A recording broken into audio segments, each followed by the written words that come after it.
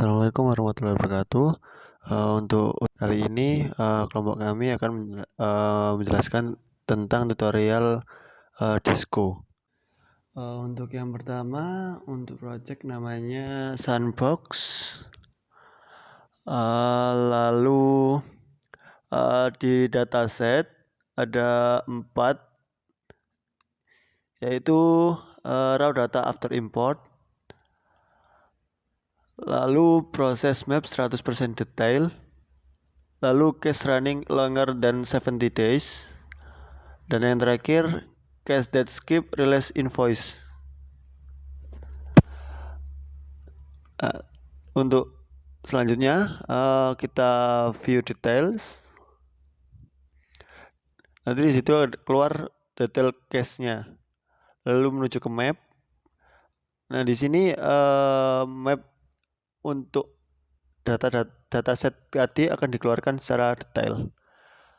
Lalu untuk itu frekuensinya ada data-datanya sama performance di situ untuk case per case-nya. Lalu untuk selanjutnya analisis per case regression. Untuk frekuensinya ada di situ, lalu performanya juga.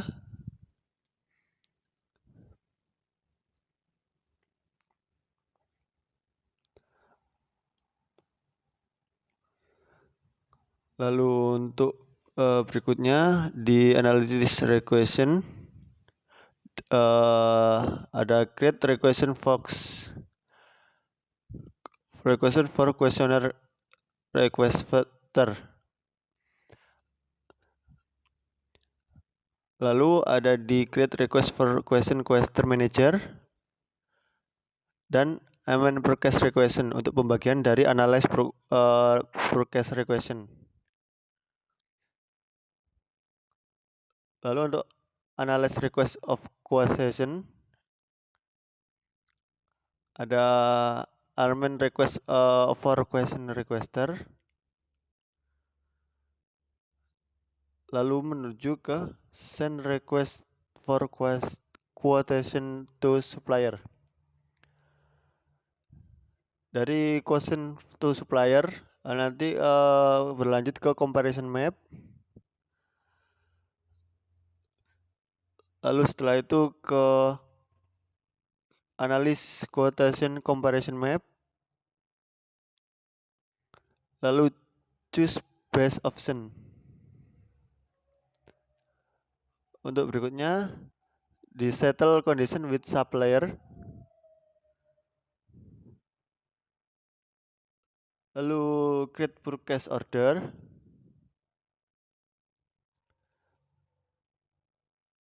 Lanjut ke confirm purchase order. Lalu deliver good service. Setelah dari deliver good service, kita akan lihat untuk release purchase ordernya dibagi menjadi 2, yaitu settle dispute with supplier purchase again dan approve purchase order for payment. Lalu dari payment ada send invoice, lalu ke author supplier invoice payment, lalu ke pay invoice. Dan untuk penjelasan map sekian. Lanjut untuk ke penjelasan berikutnya. Di sini saya juga menjelaskan fitur cases di aplikasi Disco.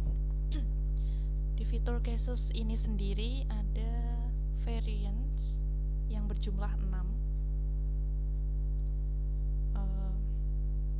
Ini ada complete log yang berisi semua cases. Contohnya ada banyak di sini. Lalu ada varian 1 sampai 6.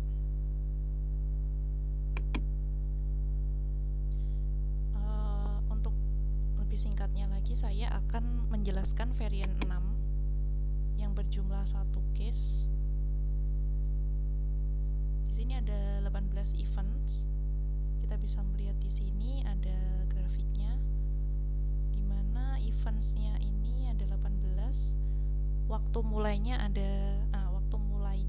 tanggal 3 Februari 2011 jam 6 sore. Durasinya 16 hari 2 jam dan active time-nya 14,99%. Di sini ada graph yang menjelaskan grafik tersebut. Ini alurnya. Yang pertama-tama kita create purchase requisition selama 1 jam 4 menit, lalu kemudian dilanjutkan dengan create request for quotation requester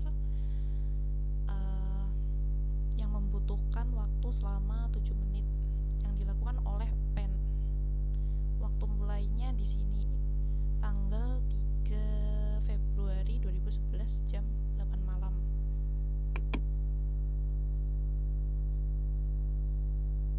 Lalu menganalisa requestnya, amend request,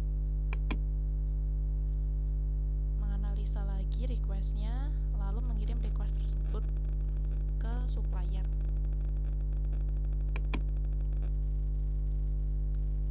Lalu create quotation comparison map, lalu menganalisa quotientnya lagi, choose best option, lalu kemudian settle conditions dengan supplier, lalu membuat purchase order, lalu mengkonfirmasi purchase order tersebut, kemudian mengirimkan pelayanan barangnya, lalu release purchase order, kemudian approve purchase ke payment, lalu mengirimkan invoice-nya. Kemudian ini authorize suppliers invoice payment, lalu pay invoice lagi. Pay invoice dilakukan selama 12 menit. Lalu di sini ada table. Table di sini adalah jumlah aktivitas yang dilakukan di variant 6. Seperti tadi, activity-nya dimulai dengan create purchase requisition yang dilakukan oleh Ana.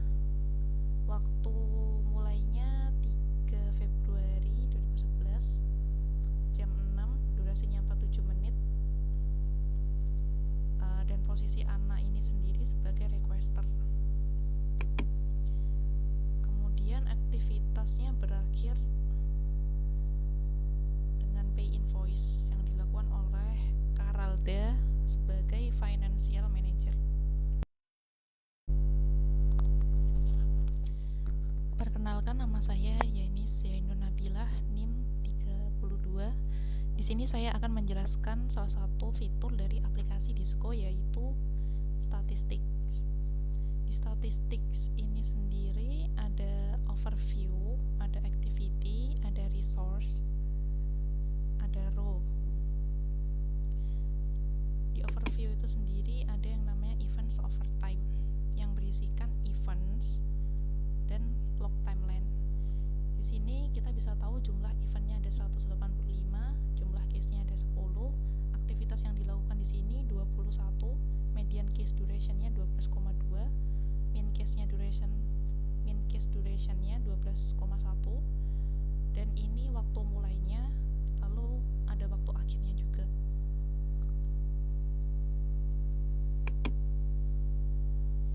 Lalu ada active cases over time. Di sini ada active cases, lalu ada log time-nya juga. Kita bisa melihat active cases-nya ini dilakukan jam berapa, tanggal berapa, dan jumlah activity case-nya berapa. Lalu di sini ada case variance yang berisikan number of cases, lalu ada variance-nya juga. Contohnya ini ada variant 4 di mana number of cases-nya 1 dan jumlah kumulatifnya 80%. Lalu ada events per case. Ini events dari setiap kasus. Lalu ada durasi kasus.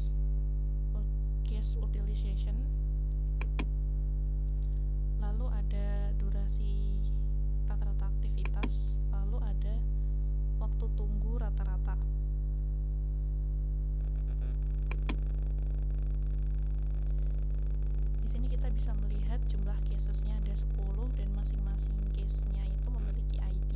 Contohnya di sini case ID 940, events-nya 16, varian-nya varian 2, waktu mulainya tanggal 17 Mei 2011, waktu berakhirnya tanggal 28 Mei 2011, jumlah durasinya 11 hari 9 jam.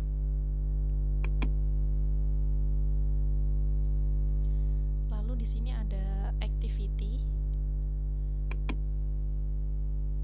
Di activity itu sendiri ada frekuensi, ada median duration, ada mean duration, duration range, sama aggregate duration. Di sini terdapat 21 aktivitas.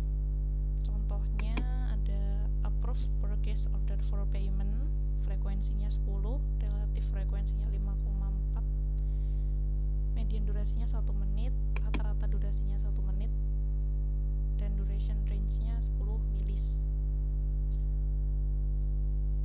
Contohnya di sini ya, ini activitiesnya 21, minimal frekuensinya 1, median frekuensinya 10, frekuensi rata-ratanya 8,81, frekuensi maksimalnya 17, dan frekuensi standar deviation-nya 3,56. First in case ini yaitu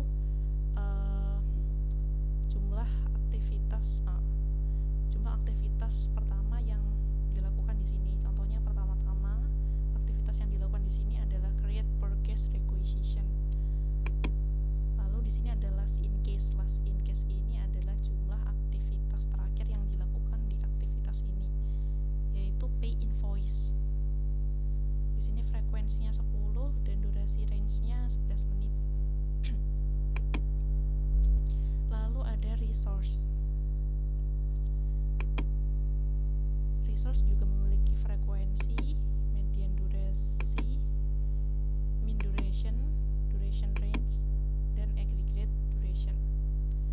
Di sini sama seperti tadi penjelasannya.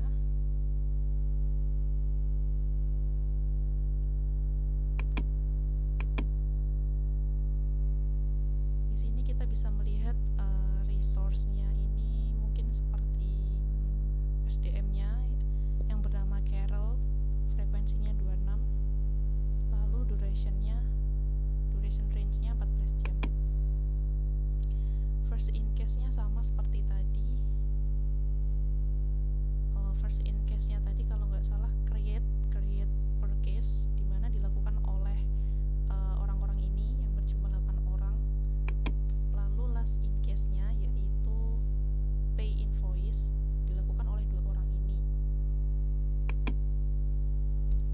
Di sini juga ada role itu seperti stakeholder, di mana kita bisa tahu di sini ada frekuensinya, misalkan purchasing agent-nya frekuensinya 68 dan sebagainya.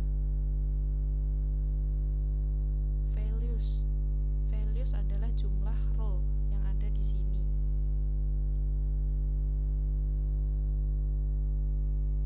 Lalu di value itu sendiri kita bisa melihat jumlah role yang berkontribusi di sini, yaitu ada purchasing agent, requester, supplier, requester manager, financial manager, di mana semuanya memiliki masing-masing frekuensi yang berbeda-beda dan relatif frekuensi yang berbeda pula. Lalu juga ada first in case-nya, di mana dilakukan oleh requester. Lalu ada last in case juga, di mana saat pay invoice tadi dilakukan oleh financial manager dengan frekuensi 20 dan relatif frekuensinya 10,81%.